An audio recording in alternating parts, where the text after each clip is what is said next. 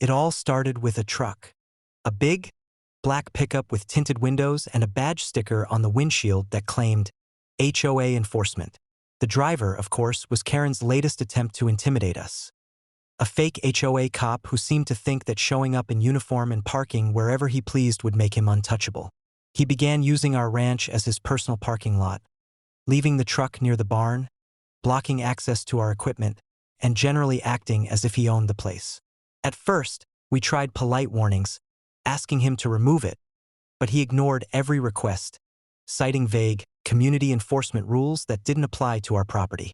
Grandpa had been watching this unfold from the porch, arms crossed, a slow smile forming on his face. He was a man who didn't take nonsense from anyone, especially not fake authority figures. After the third ignored warning, he decided it was time to teach the intruder a lesson that words never could. He grabbed a heavy-duty chain, a winch, and a bit of ingenuity that had kept the ranch running for decades. Grandpa's plan was simple, brilliant, and completely legal. He would move the truck without causing permanent damage, just enough to show that trespassing wasn't tolerated.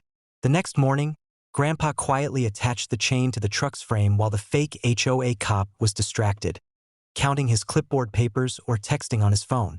With a few strategic tugs and the power of the winch mounted to his old tractor, the truck began to move slowly, methodically, and with absolute control. The wheels spun, tires scraping gravel, as the vehicle inched toward the nearby creek. Onlookers, including a few neighbors who had come to see the confrontation, watched in stunned silence as the massive truck was dragged across the property. Karen's enforcement officer finally noticed too late. He ran toward the vehicle, yelling, but it was too late. The momentum had been carefully calculated, and the truck slid into the shallow creek, water splashing around the tires. Grandpa climbed down from the tractor, standing with his hands on his hips, and said calmly, "That's what happens when you park on private property without permission." The officer tried to argue, threaten, and even pull out his phone to call someone, but the reality was undeniable. The truck was now firmly in the creek, immobilized, and entirely at the mercy of the ranch owners. Karen arrived moments later, screaming about liability, police intervention, and property damage.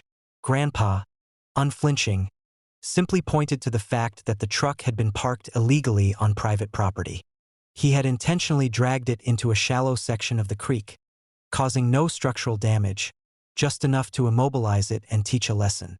The neighbors who had witnessed the event began whispering, taking photos, and documenting everything. Karen's tantrum quickly turned into humiliation, as she realized that her hired cop had been outsmarted and exposed as a trespasser in front of everyone. Within hours, the story had spread. The fake HOA cop refused to return to the ranch. Karen was forced to explain herself to the board, and the credibility of her enforcement efforts crumbled entirely. Grandpa didn't stop at dragging the truck. He placed clear "no trespassing" signs, reinforced the area with temporary barriers, and installed motion-activated cameras to prevent future incidents. The message was clear. The ranch was private property, and anyone attempting to park, loiter, or assert imaginary authority would face consequences they hadn't anticipated. By the end of the week, the truck was removed with professional help, but the lesson had been delivered. Karen's HOA had tried to intimidate us, believing a fake cop in a truck could impose control, but they had miscalculated spectacularly. Grandpa's clever, bold, and perfectly executed plan ensured that the fake enforcement officer would never return, and that Karen herself would think twice before sending anyone to challenge our authority again. Now, whenever anyone parks near the barn, they remember the creek incident. It's become legendary among neighbors, a story of ingenuity, patience, and the unshakable principle that trespassing on our ranch comes with consequences. Karen may run the HOA, but on our property, Grandpa and the law call the shots.